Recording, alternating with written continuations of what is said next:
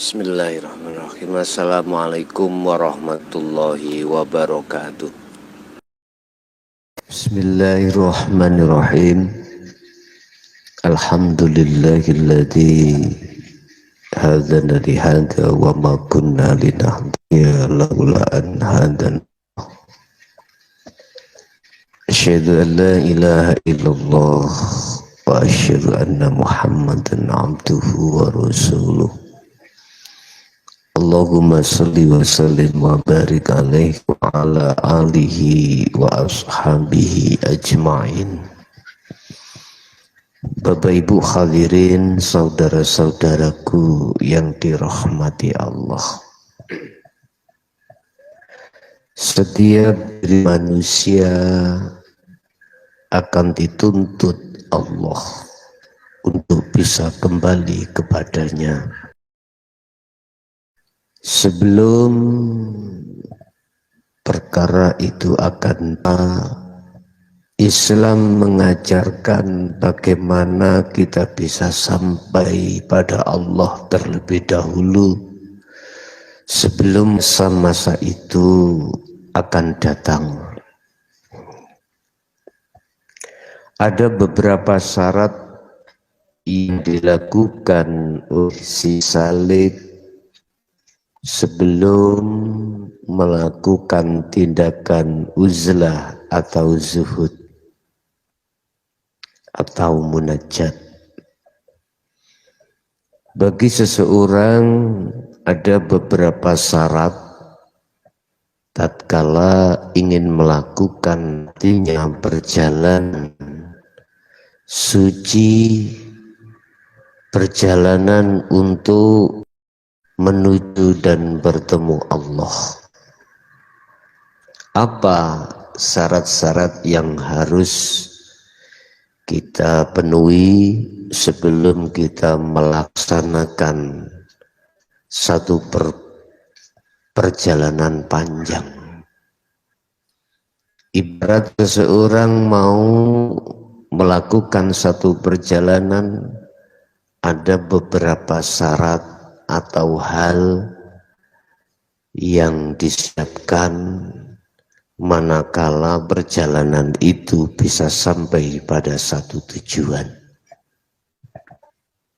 Bapak Ibu, di dalam Islam ada istilah uzlah atau zuhud atau khalwat, yang semuanya itu mengandung satu pengertian adalah hati menjauhkan diri dari perkara-perkara yang menjadikan hati kotor, yang menjadikan hati berpenyakit, yang menjadikan hati hijabi, yang menjadikan hati selalu berbuat menyekutukan Allah Subhanahu wa ta'ala. Sebab manakala dalam hati ada sebiji sawi tentang masalah syirik, maka dipastikan orang tersebut tidak akan pernah bisa sampai pada Allah Subhanahu wa ta'ala.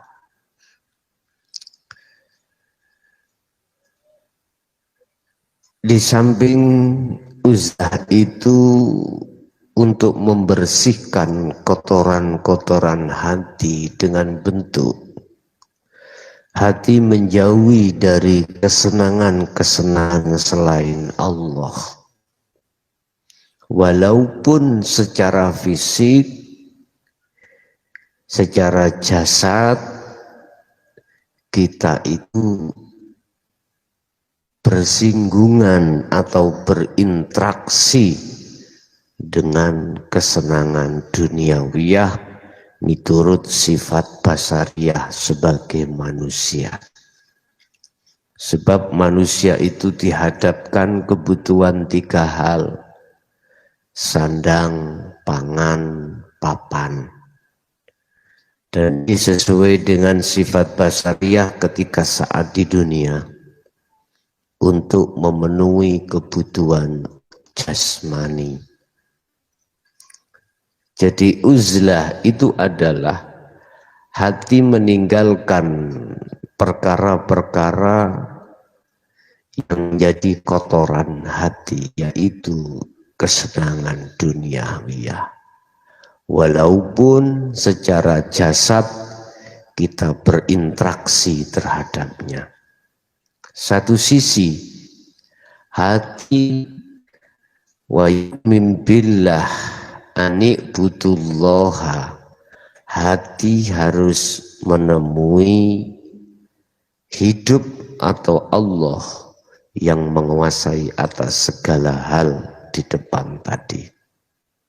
Ini makna daripada uzlah. Di dalam uzlah itu ada dua kahanan atau dua tempat. Sesuai dengan apa yang difirmankan Allah langsung terhadap Muhammad di dalam surat Al-Insan ayat 25-26. Wadhkur isma rabbika bukratan wa asila wa minal laili fasjud lahu fasabbihhu. Baik dikala waktu pagi sampai petang, sore dan malam, selalu harus melakukan tindakan uzlah atau zuhud. Ini pengertian daripada zuhud atau uzlah atau khalwat. Lah, sekarang apa persyaratan yang harus kita siapkan sebelum kita melakukan hal itu dalam rangka untuk bisa kembali kepada Allah sebelum hari di mana kepastian itu datang, yaitu yaumul maut.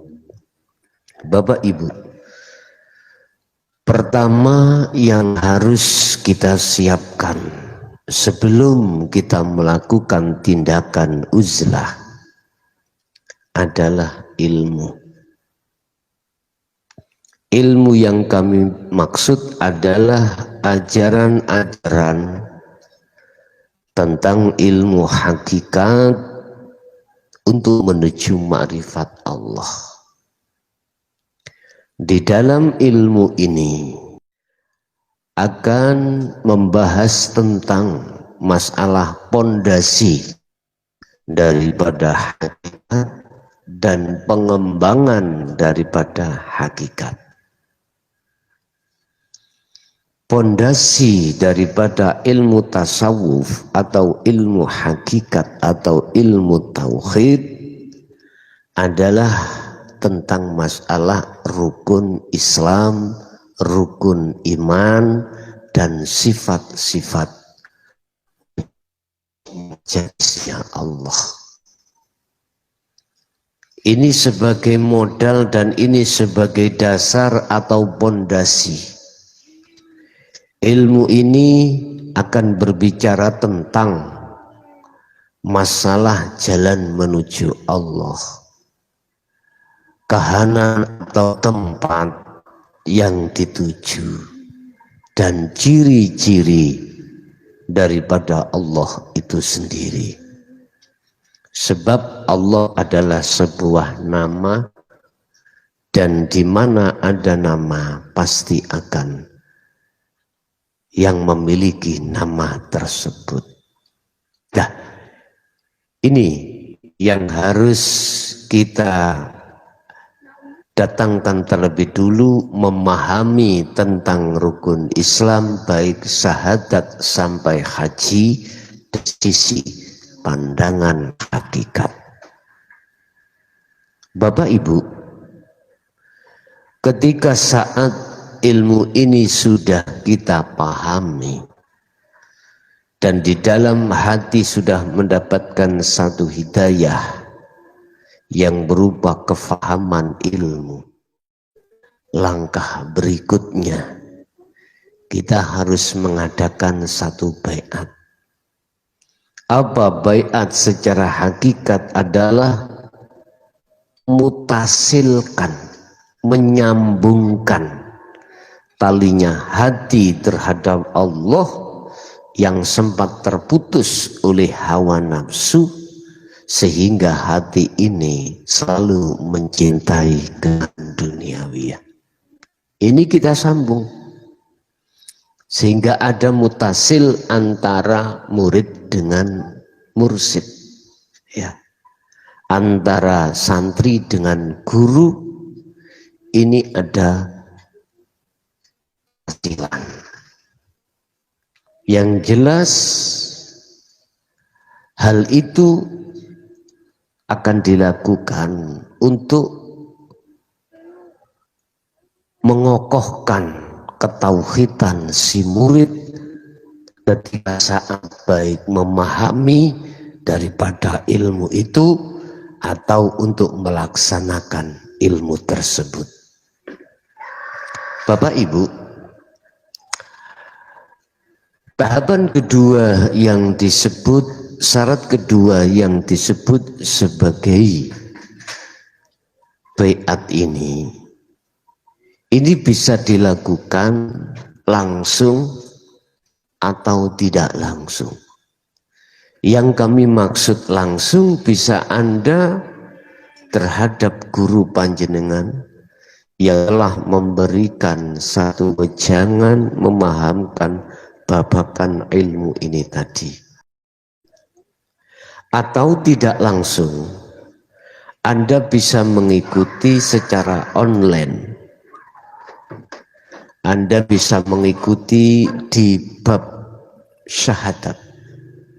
Di situ pasti ada bimbingan baiat secara tidak langsung.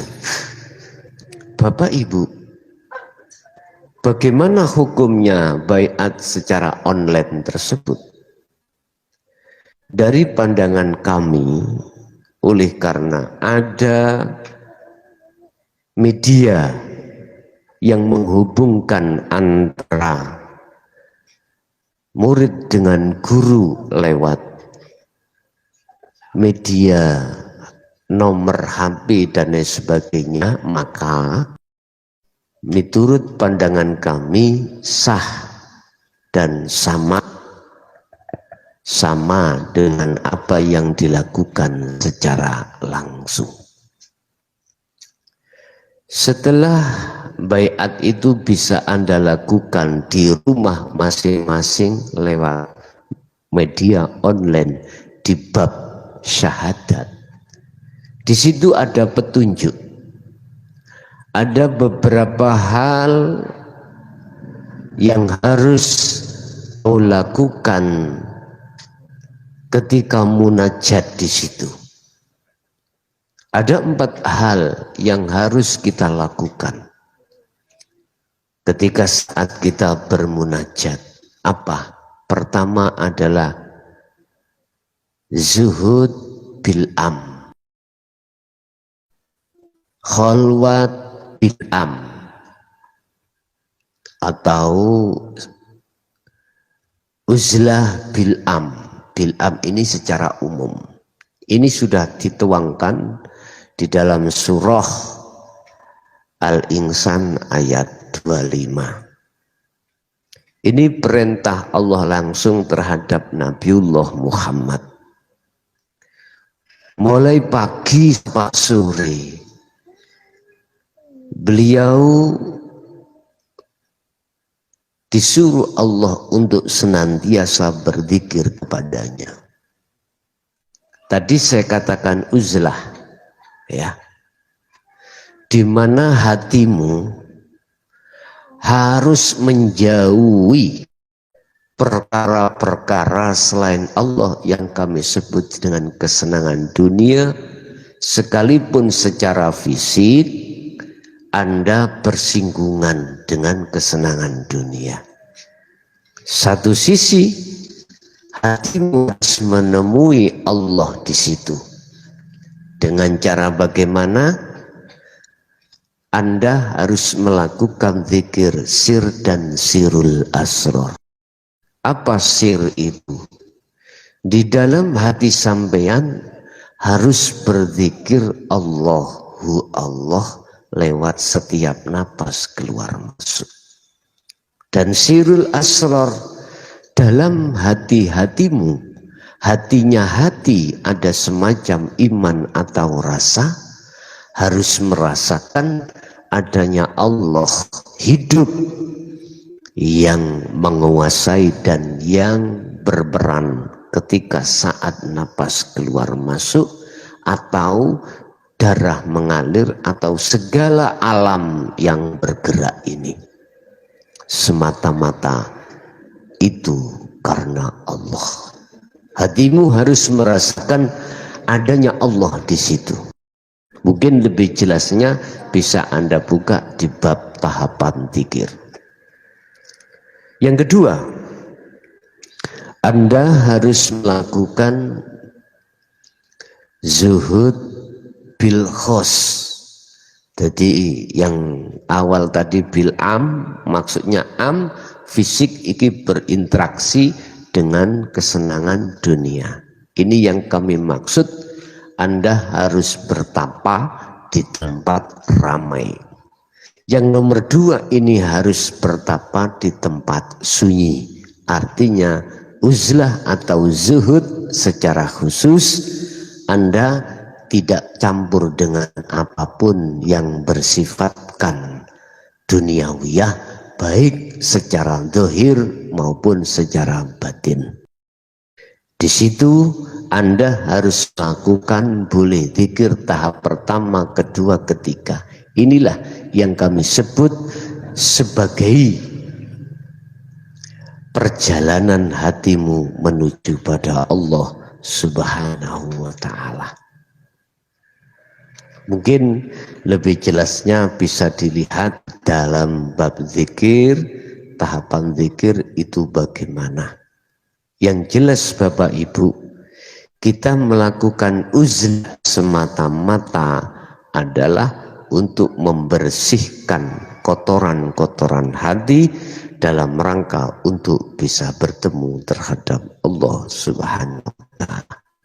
Inilah yang dimaksud firman Allah di dalam surat Al-Kahfi ayat yang terakhir. Wa man kana yarju liqa'a rabbi falyamal amalan shalih. Inilah perbuatan yang disebut sebagai amalan sholihan. Ya. Wala yusrik bi ibadati rabbi ahada. Ketika Anda melakukan munajat seperti ini, sedikit-sedikit demi sedikit hatimu akan meninggalkan perbuatan-perbuatan yang sifatnya menyekutukan Allah Subhanahu wa ta'ala. Ini ketika saat Anda zuhud, Anda berkewajiban melakukan hal ini. Bapak Ibu, ketika zuhud disarankan, Anda kalau bisa itu menjaga dari makanan dan minuman yang diharamkan. Artinya jangan sampai kau makan hal itu. Termasuk di dalamnya, jagalah hadas kecil dan hadas besar. Ini yang kami maksud sebagai daimal wudu. Anda untuk menjaga hadas kecil dan besar. Bila diperlukan, Anda bisa melakukan hal ini, maka semakin baik.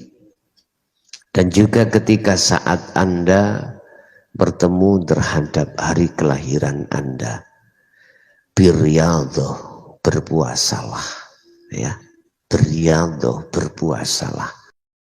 Yang tidak kalah pentingnya di samping itu juga, lakukanlah apa yang ditetapkan di hukum syariah menjadi hukum hakikat dalam rangka menuju ma'rifat pada Allah. Caranya bagaimana? Di dalam hukum syariah Di situ ada dua kelompok hukum, adalah perintah dan larangan.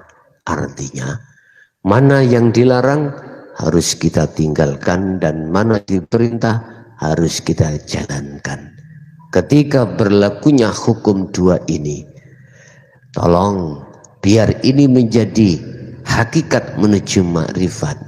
Dalam hatimu jangan pernah merasa apa yang berlaku, yang terjadi itu semata-mata sumbernya dari diri Anda sebagai makhluk. Jangan, akan tetapi hatimu harus mengatakan bahwasanya semua semata-mata yang berperan adalah af'alullah.